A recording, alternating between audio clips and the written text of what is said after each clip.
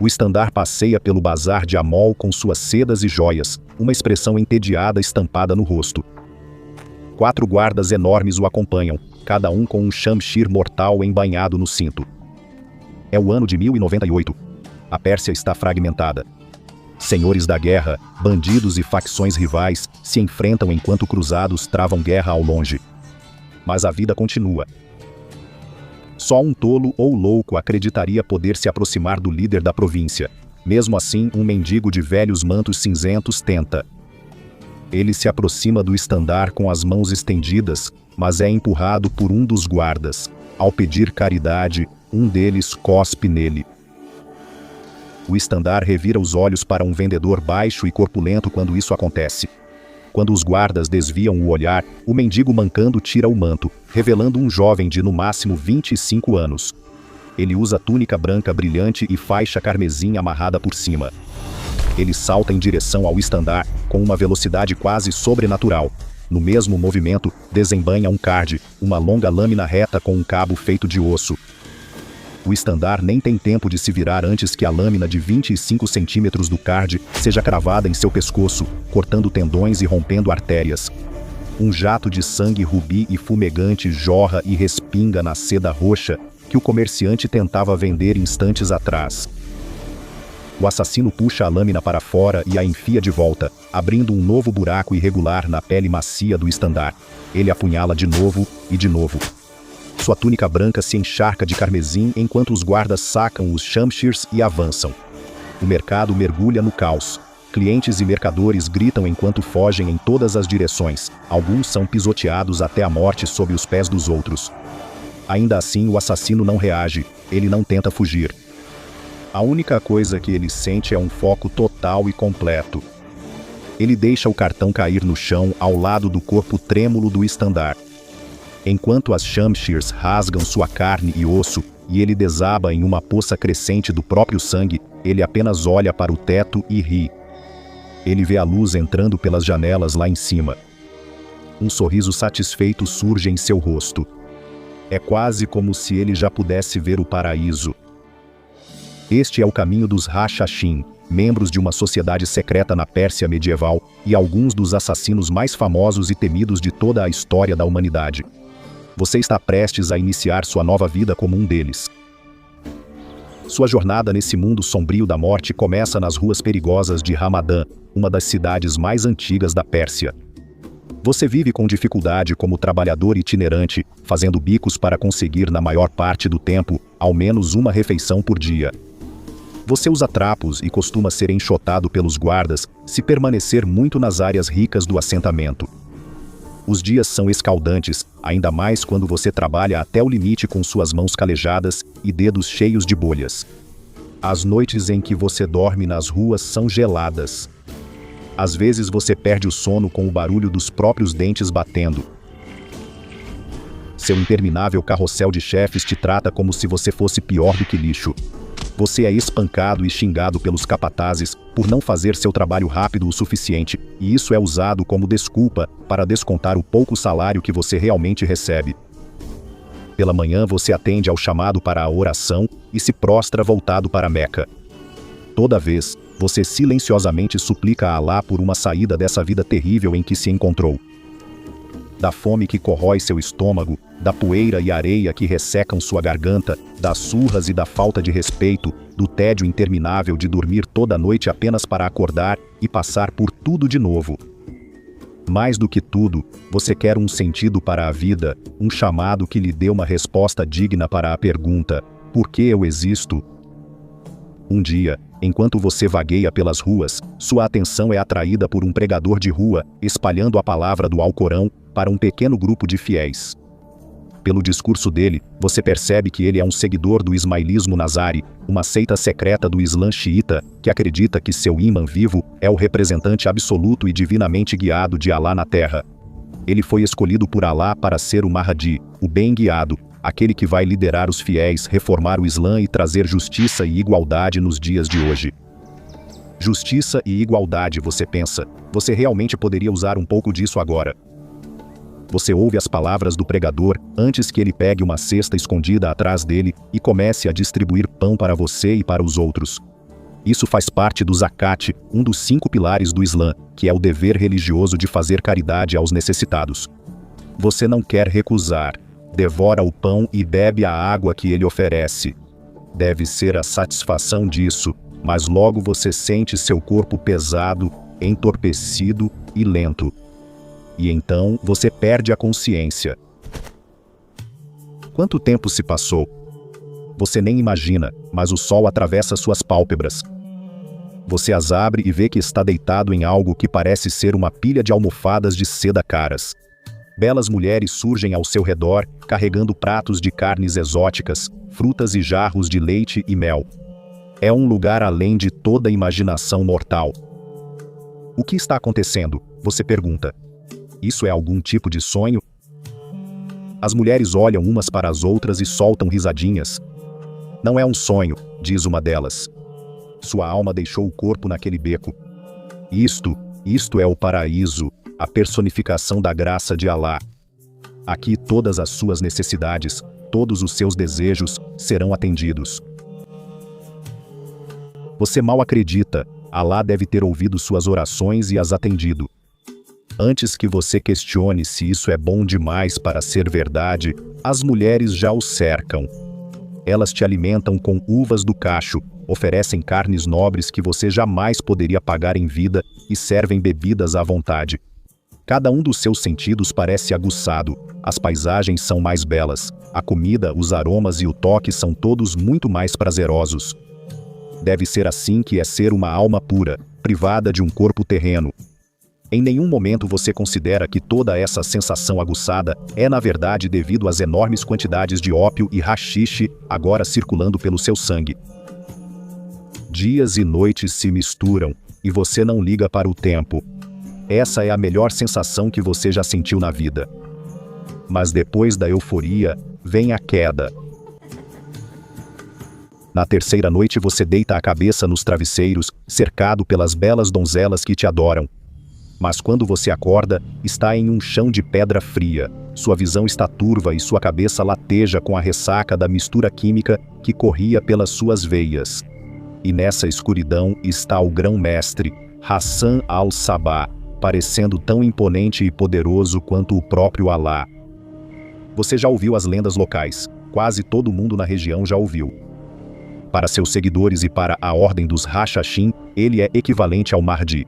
Ele é um líder, um estudioso e um assassino experiente que se comporta com a postura e dignidade de um rei antigo. Diante dele só resta tremer. Eu sou aquele que detém a chave do paraíso, ele diz. Se você escolher seguir meu caminho, obedecer às minhas ordens é tudo o que há de sagrado, e me desafiar é tudo o que há de profano. Meus homens podem te largar naquele beco de novo, para que você nunca experimente o paraíso e sinta para sempre o frio da sua ausência. Ou você pode me seguir, e seu lugar lá depois da morte estará garantido. O que me diz? Sua cabeça ainda está girando, o quarto roda, mas sua mente está cheia de pensamentos sobre a euforia absoluta dos últimos 3 dias. Você apenas acena com a cabeça parecendo um bobo, com baba caindo da boca. Você é meu mestre. Eu vou te seguir até o paraíso.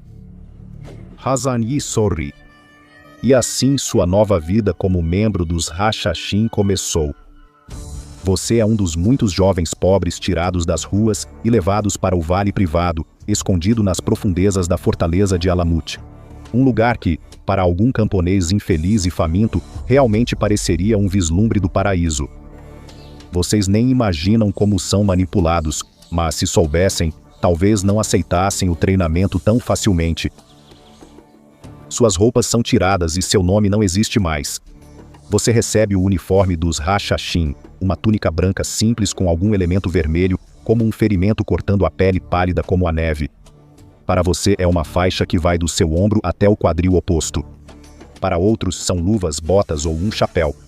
A uniformidade é importante, ela te lembra que você é apenas mais um entre as centenas de braços de Hassan e Sabah espalhados por toda parte. Você treina com espadas e adagas, arcos, flechas e fundas. Aprende a reconhecer diferentes tipos de veneno apenas pela visão e pelo cheiro. Você aprende de qual planta cada um é derivado e qual efeito causa em suas vítimas. Você treina para se tornar mestre do disfarce e se passar por qualquer pessoa, um rico, enviado real, soldado ou mendigo cego. Às vezes você vê seus irmãos Hashashin retornarem com sangue nas lâminas e túnicas, após matarem cruzados ou eliminarem alvos por encomenda. Alguns vivem o bastante para se tornar assassinos de aluguel lendários, outros morrem cumprindo o dever. São esses que você inveja. Agora você já provou o paraíso e sabe que morrer em serviço é a maior honra, garante seu retorno àquele céu luxuoso. Você mal pode esperar para cumprir esse destino, mas só quando seu líder der permissão. Logo você reconhece a sabedoria do grande mestre. Na verdade, no tempo que passa em contato com ele durante o treinamento, percebe que ele é mais do que apenas um grande guerreiro. Esse homem é um gênio. Ele fala com autoridade sobre matemática e geometria. Como astrônomo especialista, mapeia e navega pelas estrelas do céu noturno.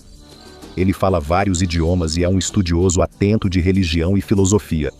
Como alguém que podia fazer o que quisesse acabou se tornando líder de um culto assassino nas montanhas, é algo que você não entende. Você implora por uma missão, por uma chance de lutar e morrer gloriosamente em nome dele. Mas ele não te entrega uma espada, ele te entrega um cabo de vassoura e diz que você está recebendo uma nova missão especial. Você vai se tornar um agente adormecido. Você não entende muito bem, mas o grão-mestre explica. Você irá para Khorasan, a centenas de milhas daqui, e vai se infiltrar no acampamento do sultanato seljúcida. Lá você deve se integrar e se aproximar do sultão. Depois aguardará novas instruções. Você se questiona se está sendo enganado ou se isso é um teste de sabedoria ou lealdade. Com certeza seu mestre porta-voz do paraíso não o enviaria a Khorasan só para ser cavalariço de um sultão gordo e herege. Agora você está envolvido demais para resistir. Poucas horas depois, você veste roupas locais como disfarce e se une a uma caravana rumo ao território do sultanato. Você não entende sua missão, mas vai cumprir os desejos do seu grão-mestre, não importa o que aconteça. Ao chegar ao sultanato em Khorasan, você percebe que a tarefa será bem mais difícil do que pensava. Você consegue trabalho limpando esterco nos estábulos reais. É sujo e humilhante, como todos os empregos que teve antes de entrar na ordem dos Hashashin. Mas tudo isso faz parte da missão. Você é obediente, você é leal. Nos longos dias de trabalho especialmente exaustivo, sendo xingado e açoitado pelo mestre dos estábulos, você pensa no paraíso. Se você cumprir seu dever, sabe que um dia vai voltar para lá. Os dias viram semanas, as semanas viram meses, os meses viram anos. Após 3 anos trabalhando duro nos estábulos, seu esforço e lealdade são reconhecidos pelos seus superiores. Você é convidado para um cargo confortável no palácio do sultão, atuando como servo. Você vai varrer o chão, arrumar bagunças, ajudar nas cozinhas e, em raras ocasiões, servir vinho para o próprio sultão. De repente você começa a perceber a sabedoria do grão-mestre. Em uma posição como essa, você estará perto do sultão, e quando a ordem vier, será tão fácil colocar veneno no vinho dele ou atravessá-lo com uma adaga no meio da corte. Tudo o que você precisa fazer é esperar pela ordem. Você varre os pisos do palácio e espera. Você limpa a bagunça das festividades do palácio de Raqqa e espera. Você faz serviços subalternos na cozinha e espera. Você permanece ao lado do sultão, dedos ansiosos para atacar aquele porco decadente enquanto serve vinho, mas espera. Enquanto isso, ainda mais dias, semanas e meses se passam. Esperar não é só uma tarefa passiva. O sultão costuma ser paranoico, e seus guardas estão sempre atentos a espiões, rebeldes, subversivos e, é claro, assassinos. O personagem que você interpreta deve ser mantido sempre. Qualquer erro no dialeto, deslize no sotaque ou maneirismo chamativo pode denunciar. Qualquer um deles pode ser sentença de morte. E seria uma morte horrível. Você presenciou quando um cozinheiro foi acusado de tentar envenenar o sultão e espancado pelos guardas antes de ser levado ao pátio. Lá, os homens trouxeram uma serra de 2 alças, penduraram o homem de cabeça para baixo e posicionaram a serra entre suas pernas. Durante 10 minutos torturantes, os 2 guardas serraram até a lâmina alcançar a base do pescoço do cozinheiro. Só então pareceu que o pobre coitado parou de gritar. É seu 5º ano em Coruscant. Você está em um mercado próximo ao grande bazar da cidade, perto da cidadela, quando nota um brilho estranho nos olhos de um comerciante de seda. Ele te vende um rolo e diz para você ter muito cuidado com ele, e você pega dele sem demonstrar nenhuma reação. Ao voltar aos seus aposentos, você desembrulha a seda e encontra um pequeno pergaminho escrito em código, um código que levou meses para aprender na fortaleza de Alamut. Ao ler as palavras pela primeira vez, você acha que está traduzindo errado ou que é outro teste do grão-mestre, mas não adianta duvidar. É como ele disse: se você escolher seguir o meu caminho, tudo o que é sagrado é obedecer às minhas ordens, e tudo o que é profano é me desafiar. É hora. É isso.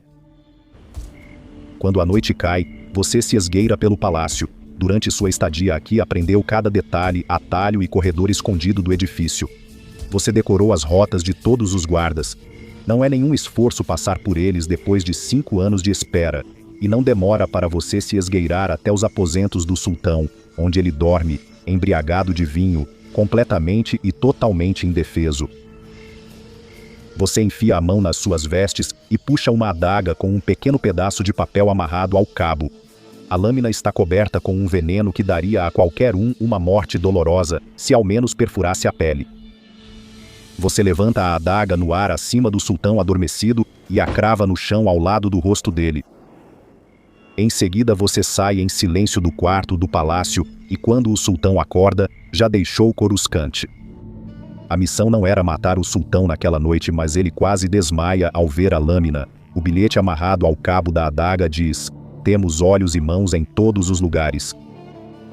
Mas é o começo do fim para ele. Ele percebe que, apesar de seu palácio, de suas forças, de todo o seu poder, não há nada que possa realmente protegê-lo de seus inimigos. Esse pensamento o paralisa. A paranoia e o medo consomem sua mente. Ele ordena execuções e torturas para obter respostas de seus próprios criados, sem saber que você já partiu há muito tempo, levado pelo vento. Sua ausência não será notada. Ninguém se esforça para aprender os nomes de todos os criados. Só quando você ouve a notícia das forças do sultão se desintegrando e de sua retirada para sua fortaleza, é que entende a sabedoria do grão-mestre.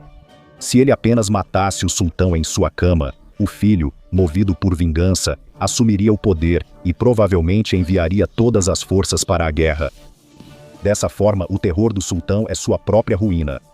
A rachadura que faz toda a montanha desmoronar. O que se segue é a era de ouro da sua carreira como Rachachim. Você corta inúmeras gargantas com sua adaga curva jambia, tirando a vida de todos, de soldados a mercadores. Você enrola uma corda ao redor do pescoço de políticos e aperta até que os vasos sanguíneos em seus olhos estourem, antes de deixar seus corpos caírem inertes. Certa vez, quando um nobre menor te surpreendeu durante uma execução rotineira, você o espancou até a morte com as próprias mãos. Cada assassinato parece uma homenagem oferecida ao paraíso, um dever cumprido. Claro, intimidação muitas vezes é tão eficaz quanto a violência. Uma espada mantém a outra na bainha, como diz o velho ditado. Sempre fez parte da filosofia dos Rachachim que o assassinato direcionado de uma vítima bem escolhida pode muitas vezes salvar as milhares de vidas que inevitavelmente seriam perdidas durante uma guerra total. Cartas ameaçadoras são fixadas nas portas com facas envenenadas, mostrando a vulnerabilidade e a habilidade dos Rachachim de estarem em qualquer lugar a qualquer hora. Geralmente, isso já basta para fazer até um homem poderoso recuar. Mas nem sempre. Esse é o caso de Istandar, um nobre insignificante marcado para morrer pelos Rachachim. No começo, você tenta as mesmas táticas de intimidação para assustá-lo e fazê-lo obedecer e desistir do que está fazendo, mas desta vez, não funciona. Ele se mantém firme e começa a descontar no próprio povo a ameaça de assassinato que sofre. Todos os dias, um novo civil é arrastado para as ruas e decapitado pelos homens do Istandar, só para mostrar sua crueldade. Parece impossível alcançá-lo em sua mansão. A estrutura do prédio e o número de guardas tornam a infiltração pouco provável. Em vez disso, você o observa, assim como fez com o sultão em Coruscant. Se observar os movimentos dele por tempo suficiente, você encontrará um momento em que ele baixe a guarda. Depois de alguns meses de observação incansável, você percebe que de tempos em tempos, ele visita o bazar de Amol. Ele ainda está protegido, é claro, mas com apenas 4 guardas armados. Ainda assim, as chances de você conseguir desferir um golpe mortal e sair vivo são quase nulas. Mas você mentiria se dissesse que isso não te empolga. Depois de todos esses anos de devoção, você tem a chance de morrer com honra no cumprimento do seu dever. Uma chance de retornar. Escolhendo a capa esfarrapada ideal e treinando seu andar trôpego, você sabe que eles não vão suspeitar até ser tarde demais. Isso faz você sorrir enquanto guarda seu punhal e o coloca atrás da faixa. O dia finalmente chegou. O bazar de Amol é uma parede sufocante de calor, cheia de mercadores gritando, homens e animais. O estandar para em uma barraca. Ele passa a mão em um rolo de seda roxa. Seus 4 guardas com armadura formam uma parede de aço pesado ao seu redor. Você se apoia fortemente em sua bengala, interpretando perfeitamente o velho mendigo, e começa a mancar em direção a ele. 15 pés, 10 pés, 5. Você estende as mãos em direção ao estandar e implora por uma moeda, uma migalha de comida, qualquer ato de caridade. Um dos guardas se vira e te empurra para longe. Outro cospe em você, e essa distração momentânea é exatamente o que você precisava. Num só movimento você descarta o manto esfarrapado e saca sua lâmina. Você avança rapidamente entre os guardas e crava 10 polegadas de aço diretamente na lateral do pescoço do estandar. Antes que percebam o que houve, sangue quente jorra sobre a seda do comerciante.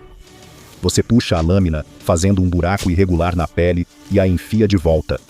Você esfaqueia de novo e de novo, até que sua túnica branca impecável esteja encharcada de carmesim. O mercado mergulha em um caos absoluto de gritos. Civis se atropelam tentando fugir enquanto o estandar cai na terra, morto muito antes de tocar o chão.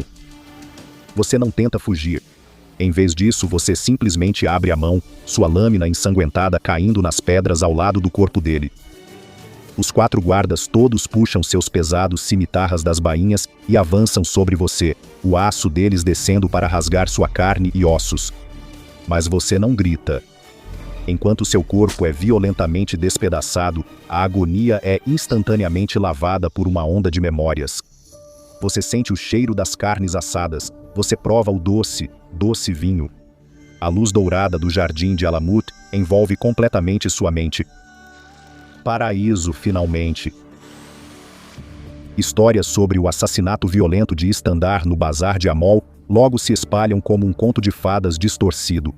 É só mais uma história sobre a aterrorizante e violenta habilidade da Ordem dos Hashashin, todas com a mesma mensagem, que os Hashashin podem te alcançar em qualquer lugar.